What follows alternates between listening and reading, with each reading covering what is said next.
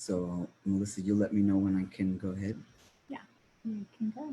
So, welcome everybody. My name is Mel Dominguez. I'm a local artist here in Tucson, Arizona, and I'm really excited to be part of Open Studios Live. Like, to be honest with you, I think this is the best thing that can actually happen. I do miss people, so the quarantine madness and whatnot. But honestly, I think that we get to see each other a lot easier being virtual. So I want to welcome you to my studio, Galeria Mitotera. We're located at 1802 South 4th Avenue, and you can follow us on Facebook and Instagram. And what we are doing now to kind of like work with quarantine is we're doing small curated pop-ups.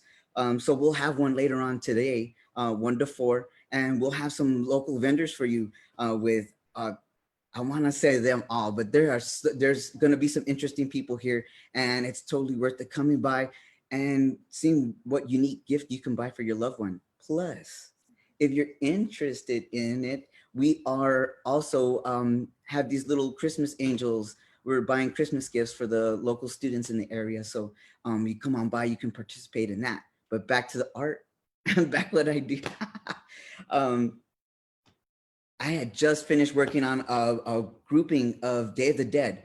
And so that was, from like October 31st, like it's in that little window in November till November 5th is where I recognized that Dia de los Muertos.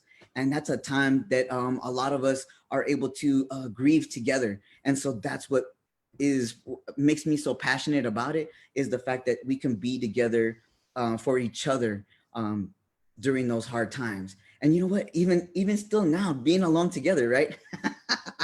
You're all with me here, but we're all somewhere else right now. So what I have behind me, I hope you guys don't get too dizzy, but what I'm gonna do is I have you on my art a la carte. So I got this on a little cart here. Oh, you don't have a shirt on. Oh, good morning. I see my favorite people out there. Hello. So I have some of my art. I think I'm gonna bring you in closer, but I don't want to make you car sick. So I'm gonna do this. All right. Cool. So I got this painting here that I do with, I work with different materials, acrylic, spray paint, but I have my version of Dia de los Muertos.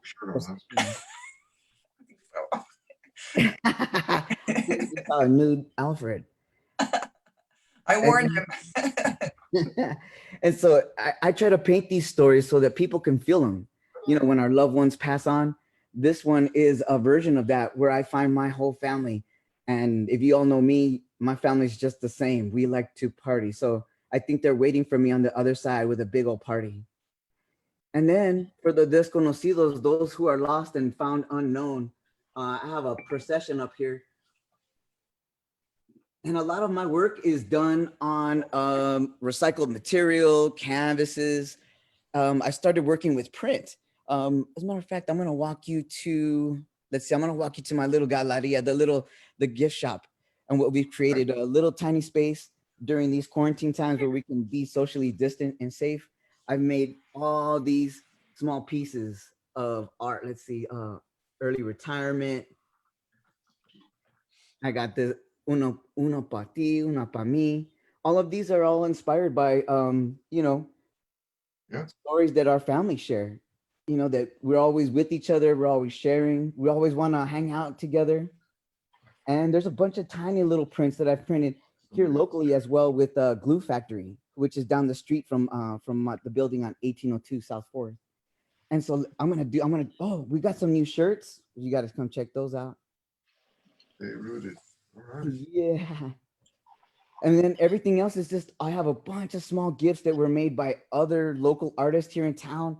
So you have a lot of recycled goods, a lot of small finds. We even have some really old school popular artists, Christina Cardenas. She's got murals here in South Tucson, and she's actually got some work here in my spot. So it's really exciting to continue to work with other artists and helping them produce their creations.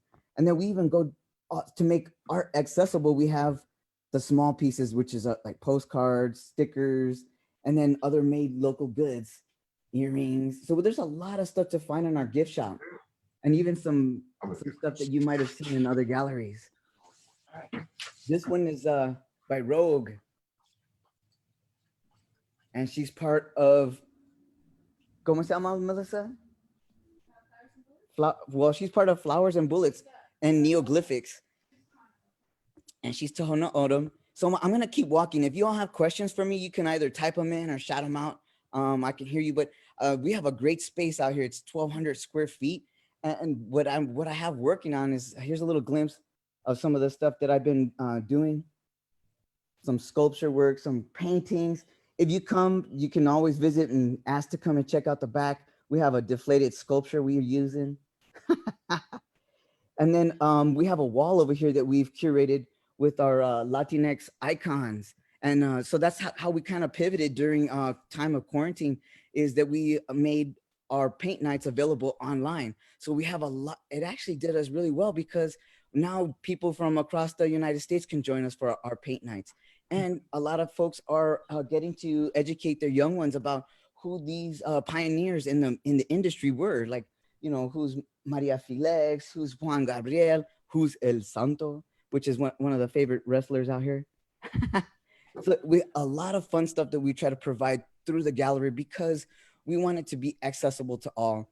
And this has been for the beginning of my time, but that art is a therapy. It's a healing thing, and it's what is most human to all of us, and that is creating. So with that, I write in, I got a research and development grant, and I was able to get a silk screen machine, and I got a little clay doohickey thing. So I'm going to be producing a lot of work, and I just been on the go because of all the pivoting and trying to manage what we have here at the shop and try to provide it for the local community that we're trying to serve out here in South Tucson. But back here, I got a lot of stuff that I can't keep at home because Melissa says I collect too much, and a lot of the extra lamps and things. But we even working on with our graffiti artists, our street artists locally, to give them a space to show their art and share their art. And that was actually really well received. And we sold a couple of those graffiti art pieces. So I'm trying to do all this without getting y'all car sick. So this is the grand mess that I wasn't able to pick up there. And right. And some more street art from Homeboy Acres. He's a local street artist here in town. And then this one behind me is the Simpsons in the Fifth Dimension. I'm still finishing it up. I have a little line here on Homer's tongue.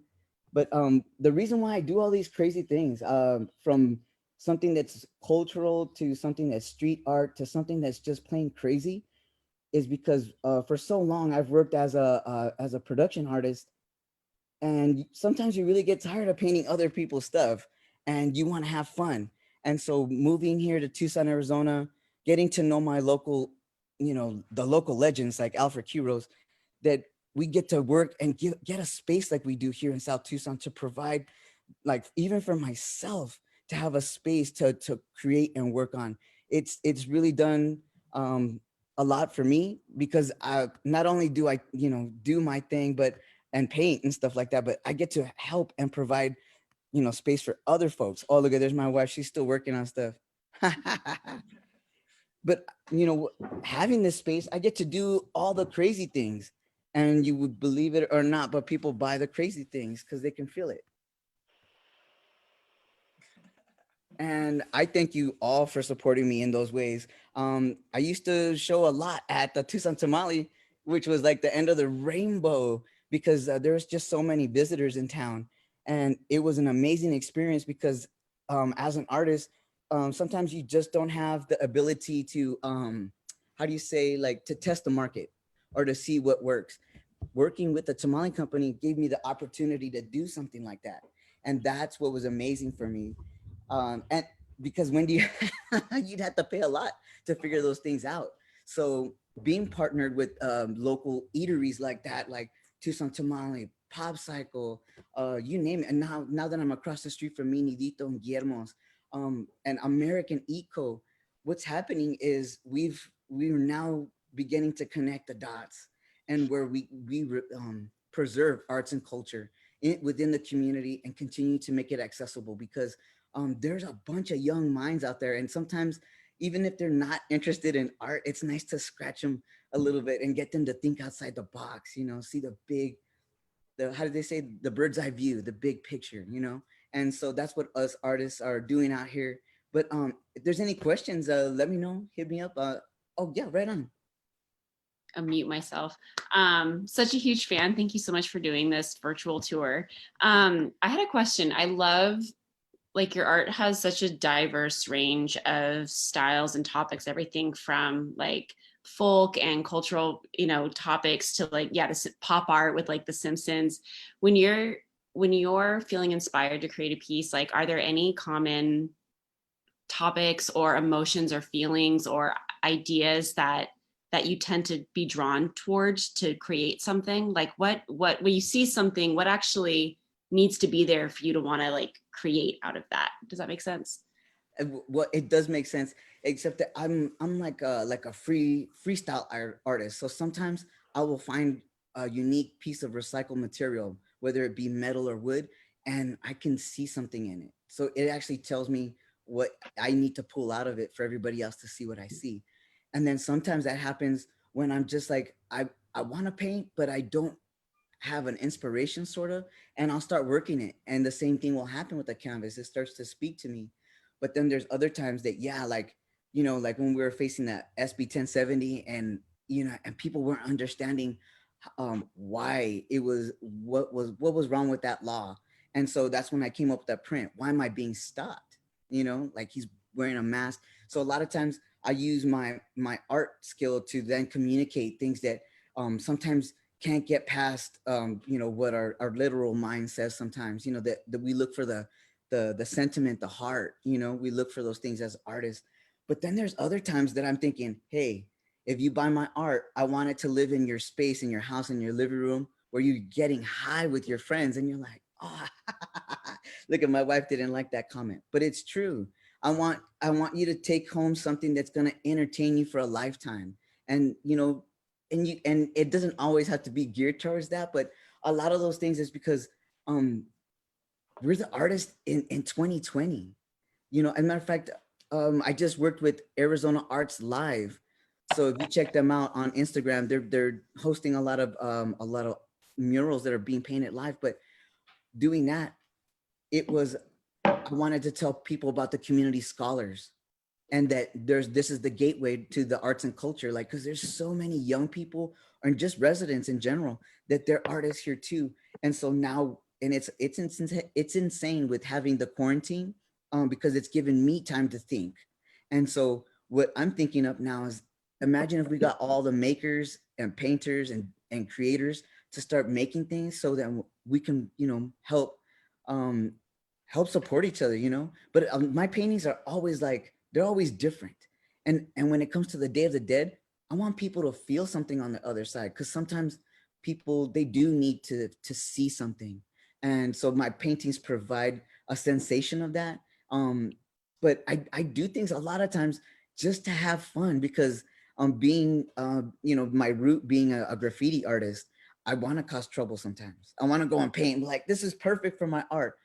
But my mom told me something a long time ago. She's like, Mel, do you want to pay the city, or do you want the city to pay you? And I was like, dang, my mom got me. And because of that, I keep myself busy in the studio, thinking of ideas, how I can further provide to the young people and the community around me. Because I mean, we have elders, we have like great grandmas taking care of their great grandchildren. So to have those two generations kind of like share a space, that's what we're trying to build down here. So I hope I answered that question right.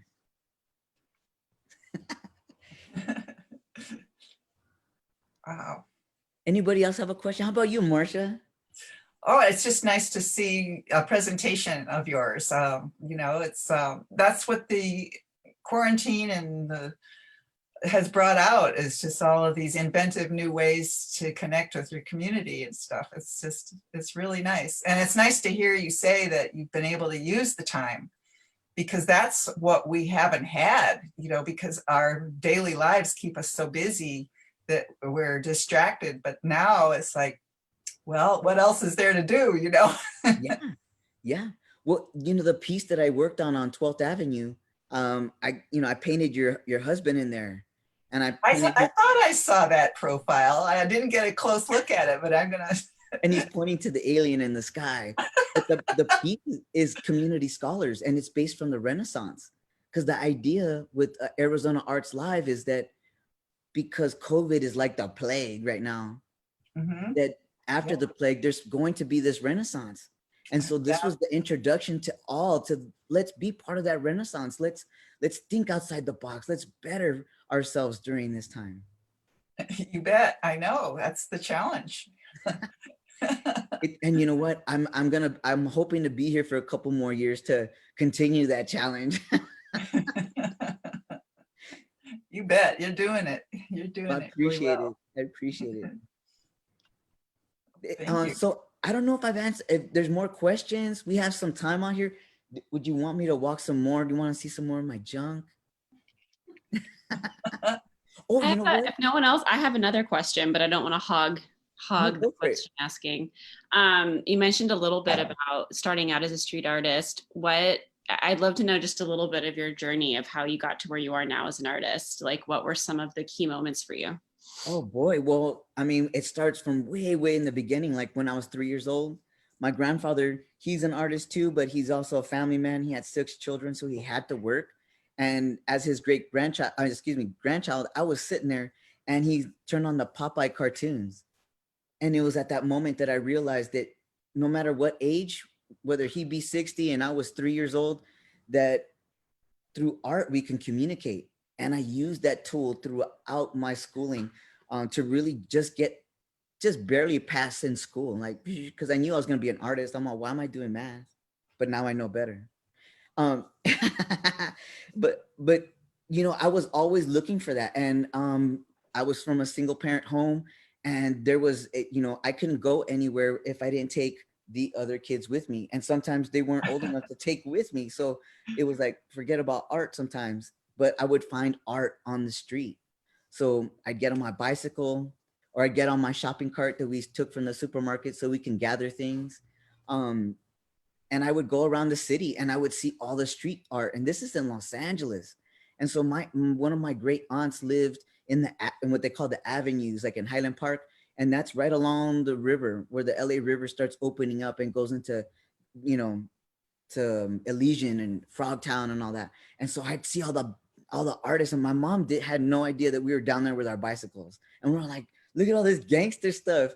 But it looked very important because the way that they did the placas was in that old English style, just like the LA Times. And so it gave some respect and it gave another level. And I was like, oh, I want to know about this. And so going to school, no problem. You meet other people from different neighborhoods and you're like, I'm from Barrio this, I'm from here. And then sometimes you don't say where you're from because you're scared. But that was the most accessible. And I was on a train coming in from Riverside, going back down to downtown LA. And I met some other graffiti artists and we clicked up and we started painting together. And that's what was rough because I didn't want to disappoint my mom. You know, and her husband, my father, I mean, he kind of like, he ripped our family apart by getting in trouble. And I didn't want to be like that. So I did my best at not getting caught. And the worst moment was getting caught by my mom. But she shared that with me. She's like, do you want to pay the city or do you want the city to pay you? Because they'll take pictures of your graffiti art and then charge you. You know, they'll even let it rack up so they can charge you good. And, you know, I didn't want to start my career that way. And so I poured into the industry and that wasn't necessarily developed at that time, you know, and in the computer industry and doing graphics and stuff like that. And so I went and I got my degree in graphic design to work with magazines and stuff like that. But by the time I was done with school, well, there's something else that I got to interject in that. But I was tired of working with computers. But in the midst of, before graduating from, you know, graphic design, I got a Getty internship with Self-Help Graphics in East LA. And that I really love because it was, you're painting, you're using your hands, your eyes, you know, you're conceptualizing and then you're curating. So it appealed more to me than the graphic design at that point. And I graduated, but I dropped that and I continued with my art. And the journey kept going because how do you survive in Los Angeles? My rent, it was insane. Trying to get there was insane, parking. So as an artist, you survive as a production artist. So I painted backdrops, scenic production. I did some airbrushing, you name it, I did it. I even was a foreman on a construction site to get by. And now if you go to downtown LA to these South Park lofts on 8th and Fig, they're like $1 million. Like, but it was a great experience. As a matter of fact, I'm wearing a sweater that I've had along for the ride. So all this paint is from all the different projects and different companies I've worked for. And it's pretty amazing because sometimes people don't know, but if I post music or I post a video, it's because they're either wearing the clothes that we painted, or they're using a backdrop that we worked with, or it was the musicians I used to work with. So it's all so exciting. But anytime I'm talking to other artists or young artists, I'm like, you got to make sure you're having fun, and you got to learn. Every time you're doing something, be open to learning, and find something that you really dig as far as the techniques like watercolors, acrylics, etc. Find what really works for you, and don't stay stagnant on one idea. Keep growing, keep growing. That way, before you know, you'll have a body of work, or maybe inspiration for a later future series of work, you know. So, but I think that I hope I answered that question. No, I love it. I have way more. Does anyone else have questions? Because I have another one, but Go ahead. That's great. Again, like thank you. That totally answers it. As much as someone can answer their life story in 5 minutes. You do large scale public murals. I think I've seen you paint on everything from wood to canvas to, painting on lots of different types of surfaces and mediums. What's doing it for you right now? Like, what's next for you as an artist? What outlet or medium or style or technique is just like the next thing for you? I'm gonna grab something really quick. I'll show you. So now I'm a grown up. I've done it on canvas. I've done a big wall. Now I got one of these. It looks like your typical little notebook, but it's one of them eye pencils. So I'm still an illustrator. So when I'm not out and about and you don't see me outside, people are, thankfully, they're hiring me to do their illustrations for coloring books. Some of them are a lot of the ideas that others have. The most recent one is A Farm for Meme, and it's written by Virginia Grice and illustrated by me. So if you stop in today and you got a little one, I could hook you up with one of these. But I did all the illustrations. It was super fun. They're in San Antonio, Texas, but they were the playwrights that came through Tucson, and I was part of their performance for Their Dogs Came With Them, that was performed underneath the Interstate 19. Super cool. And I'm glad I did it, because now you're quarantined. You can't even be outside. So all of these things, but drawing on this eye pencil has really changed it for me. It's awesome. It's like magic, but there's something about it that I always try to be mindful of, and that is to, like the ergonomics. Like, I always get outside and I get some sunlight, I always try to keep the balance, because sometimes being an artist, it's like a prairie dog den, right? You come up and socialize real hard, and then you go back and you're like in your little hut, you're doing your thing. So that happens with painting and on the computer, and I need to exercise myself, because the way that I like to work is through feelings. Like, I try to interpret the feelings, or to get sensations from the ether, whatever you call this, and so I gotta have that balance. If I don't balance, it's no bueno. You're right. Heck yeah. But it's been an awesome ride as an artist. I've done a lot of different things. Even when people they don't even know, but like, I'm doing a Bible story right now. I'm like, what, really? And it's interesting because I've been joking about it, this being the apocalypse. I'm like, the mountains are on fire, and now I know it's crazy, right? What's happening? But it's interesting because I get to do a Bible story, and I'm like, wow, there's people that are wanting to, how do you say it? It's a commission piece, but they want to tell stories still, and they wanted to get it in the physical hands. Like, it's not available online. Like, you have to physically come and get a coloring book, so I love all those things. I love getting commissioned. I love hearing other people's stories and ideas. And I always offer my 2 cents. But we got 3 minutes. Does anybody have any questions? No. No, I think you've been pretty clear. You've been covering all the bases. Right on. Wait, and you know what? See the variety too. I know. I'm glad. You know what? I have a dream though. So we still have some time to think about all the things, because you see all the other businesses turning and everybody's still moving around and things like that. I'm hoping to provide the city of South Tucson with some more public art, so that, you know, if we're still quarantined and we're still doing school or business online, that part of us getting outside is to appreciate some of the art. So trying to get some more sculptors and some local artists to participate, I'm trying to make that happen. So I'm hoping that in the next couple months, if you haven't visited me anytime soon, that in the future you just see a lot of the work that we're producing come about and be outdoors for you all.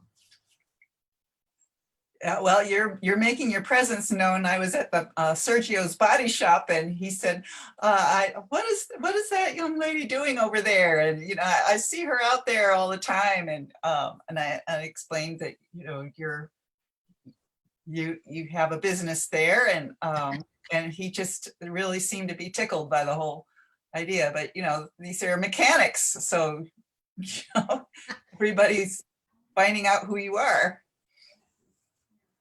No, well, at the Wheels and More too, it was kind of intense, because like I'm like, wait, I'm gonna paint where? Like, and we know the guys at the wheel shop, but in the area next door, there's like, it's empty space and it's just fenced off, and I'm like, what is going on here? So I'm painting over there by all these mechanics and tire changing, you know, they're all doing their business and whatnot, and all of a sudden this little truck comes with a older woman driving it, and a little tiny lady, and the guys behind her have a trailer with her little lunch truck, and all of a sudden instant pop-up, and there's just busyness. But Marsha, I mean, that's what happens. I'm standing out there and people, they just, hey, what are you doing? They really like seeing you out there. They do. As a matter of fact, Ramon's, I'm supposed to go and I have a sculpture that I'm creating for Ramon over across the street from the building here. Oh, good. All right. Now we know who to credit. Yeah, but it's neat because the community around us, they know when we first opened the shop, they brought us plants, and I was like, Okay. I'm like, wow. So the community, they wanted something like this, and we just hope to continue to do these things as we participate with wearing the mask and the distancing and everything. We're trying to keep everybody safe. But oh man, I miss people. I actually miss high-fiving and like hugging friends. Like, No, that's the hardest part of all. yeah, you know. But I mean, this is cool too. At least I'm not talking to the screen by myself, right? Right. Save one of those coloring books. I'll be by. Absolutely, I will. We got so many. I love it. I'm so glad that we can even offer those things, because a lot of this was produced like from far away in San Antonio, Texas, and then Glue Factory hooked us up with the print. So I'm like, hell yeah, we're moving together in the future. And so I'm hoping that I'm gonna get you one. Let's see. Oh wait, someone asked, what's the best way to visit the studio, and do we need a scheduled time or coming? And oh wow, so every Saturday 1 to 4, we're doing these curated pop-ups, and then you could find us online at Galeria Mitotera on Instagram and on Facebook. And yeah, you can purchase online. Heck yes. And that goes for paint nights and any other gifts you can see in our gift shop. They're totally available. We do Venmo and PayPal and Cash App. I don't even know what there is anymore. I'm getting old over here. But you can also walk in and buy something from us. So, oh, and then schedule private time. Absolutely. Just give me a phone, ring or a text at 520-339-1483. And we'll schedule a time to meet up. Yeah. All right. Or you could find me on the street, right? But yeah, I want to thank you so much for the tour, Mel. Really appreciate it. Thank you. Thank you so much. Have a great weekend, everybody. All right, we'll see you later. All right. Cheers. Ciao. And I'll save you a book.